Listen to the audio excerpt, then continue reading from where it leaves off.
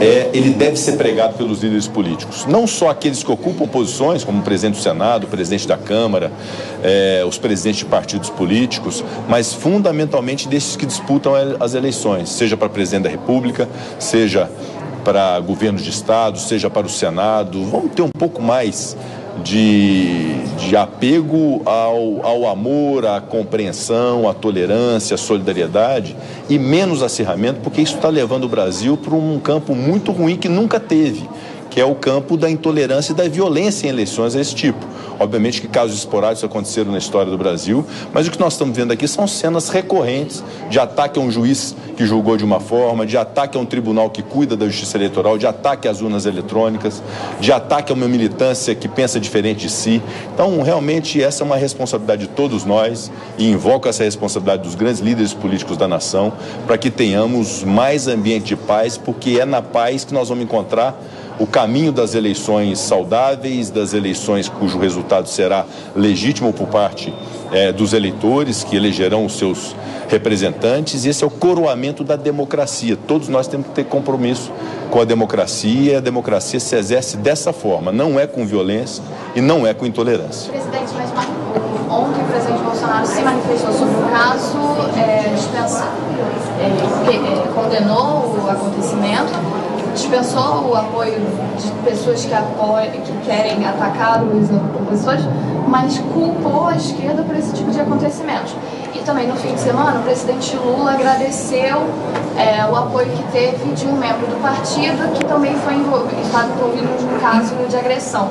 Esse tipo de comentário, de declaração feito por esses dois líderes que são bastante populares, como o senhor disse, não fomenta esses ataques? Eu considero que a responsabilidade dos líderes políticos, em especial dos líderes que juntos têm quase 80% da preferência de voto hoje nas pesquisas da aceitação popular. A responsabilidade deles é muito grande, de ter responsabilidade na fala, da forma de conduzir.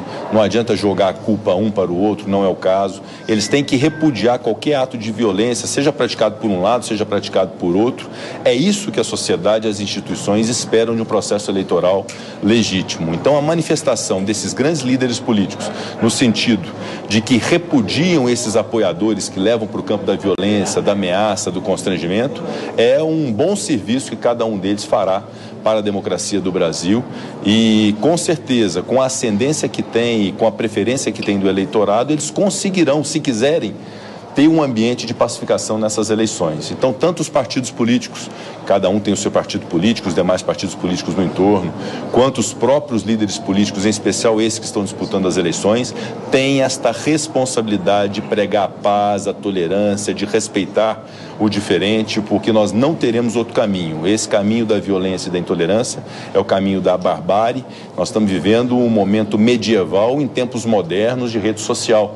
E isso é muito ruim porque potencializa esse aspecto medieval que ninguém quer na democracia atual do país. Presidente, desculpa, eu cheguei um pouquinho depois a respeito da LDO. Qual é a expectativa hoje, a respeito também das emendas de relator? O que está sendo decidido? A expectativa da Lei de Diretrizes Orçamentárias é que ela pode ser apreciada hoje. O parecer do senador Marcos Duval, que é o relator da LDO, suprimiu a questão da impositividade em relação às emendas de relator, mantém os demais critérios que havia sido submetido à Comissão Mista de Orçamento. Há também, para apreciação do Congresso Nacional, os vetos, alguns que trancam a pauta, outros não, e também os PLNs, os projetos do Congresso Nacional, que são também muito importantes para diversas políticas públicas. Os vetos serão mantidos na pauta todos? Os vetos estão na pauta. Os líderes estão reunindo para poder definir se serão todos apreciados hoje. O que eu estou afirmando como presidente do Congresso é que, não sendo possível a apreciação de algum item, qualquer que seja ele, na sessão de hoje, nós podemos remeter para uma sessão ainda essa semana, na quinta-feira, e eventualmente aquilo que não se conseguir fazer antes do recesso, pode assegurar também aos líderes, podemos assegurar aos líderes e aos senadores e deputados que nós podemos ter uma sessão também no mês de agosto. O fato é que nós temos hoje no Congresso Nacional, uma grande produtividade. São muito poucos, talvez na história do Congresso não se tenha tão poucos vetos a serem apreciados pelo plenário do Congresso Nacional, de modo que é tolerável se pensar que alguns vetos possam ser apreciados também no mês de agosto. A ideia é começar pela LDO e depois os vetos, mas os vetos podem ficar para agosto, é isso? A ideia é começar pela LDO, mas vamos, obviamente, avaliar o sentimento de todos os líderes. Com a supressão dessa questão da impositividade, eu vejo que há um ambiente muito favorável para a apreciação da LDO nas duas casas. Presidente, tem expectativa de voltar ao autocontrole no plenário nessa semana ou deve ser adiado? Não deve ser essa semana. Nós temos vários projetos que estão sendo reivindicados pelas lideranças, pelos senadores e senadoras, e nós devemos esgotar a pauta do Congresso e priorizar essa pauta do Congresso essa semana, mas obviamente já começamos no início de agosto cuidando de cada um desses projetos, que são todos obviamente importantes porque são reivindicados pelas lideranças da Casa. Aprovada amanhã, só um minutinho, aprovada amanhã a PEC, quando é que o senhor deve chamar a nova sessão para promulgar? Vamos aguardar a apreciação pela Câmara dos Deputados, então logo seja apreciado, ainda essa semana nós cuidaríamos de fazer uma sessão conjunta da Câmara e do Senado para poder fazer a sessão solene de promulgação da emenda constitucional, mas é preciso esgotar essa etapa da Câmara dos Deputados. Presidente, diante desses últimos episódios de violência contra os candidatos, o senhor acha que a segurança dos candidatos tem que ser reforçada? Eu considero que sim.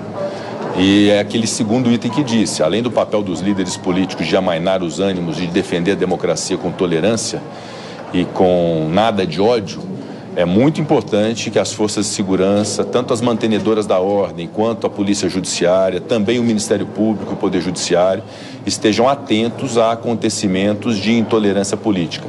Seja um constrangimento havido, como aconteceu em alguns eventos políticos aí, de se jogar um drone aí com fezes, urina nos manifestantes, sejam as manifestações raivosas e radicais em redes sociais, muitas delas que constituem ameaças a autoridades constituídas, a ameaças a outras pessoas, seja acontecimentos destes de violência real, como aconteceu com esse juiz que teve o seu carro atacado, né? E o que culminou, inclusive, nesse episódio lamentável de Foz do Iguaçu, triste, que foi a morte de uma pessoa. Me parece que o outro, eu até havia considerado a notícia dos dois tinham falecido, mas parece apenas o aniversariante lá, o militante Arruda, né, que faleceu, o outro está internado. Mas, enfim, uma tragédia que vitimiza famílias, que vitimiza a democracia, e é papel das forças de segurança cuidar, de fato, dessa segurança. Ou seja, não menosprezar, não desconsiderar, não relativizar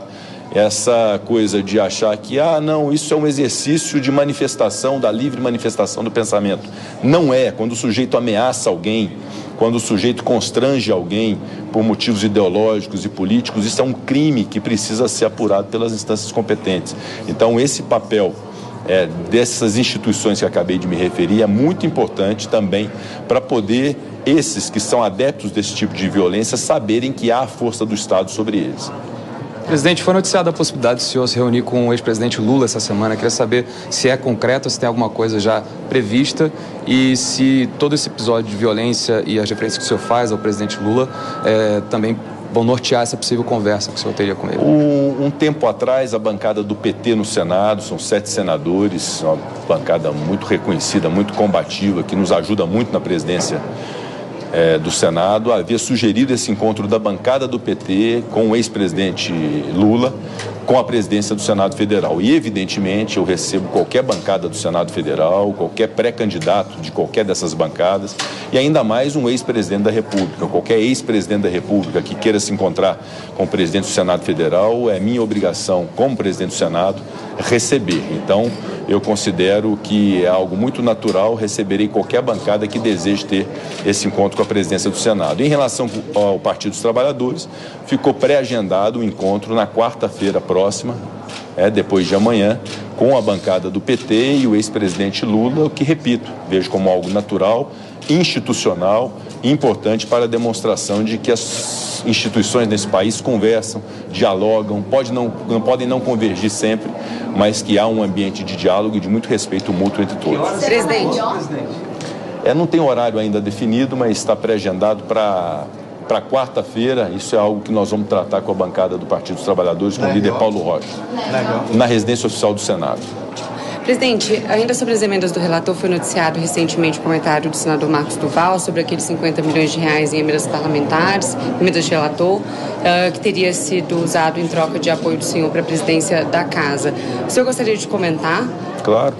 Veja, eu vejo o senador Marcos Duval como alguém muito correto, muito decente no trato. Não tenho dúvida que o trabalho parlamentar dele relativamente a emendas parlamentares é para um proveito do povo do Espírito Santo, na aplicação de recursos aos municípios, a instituições filantrópicas, ao próprio Estado. Então não há dúvida dessa correção da atitude dele. Em relação ao episódio em si, da entrevista que ele deu para o Estadão, houve imediatamente um esclarecimento da parte dele, afirmando que é verdadeiro e absolutamente verdadeiro, e que todos os senadores podem testemunhar em relação a mim e em relação à presidência do Senado.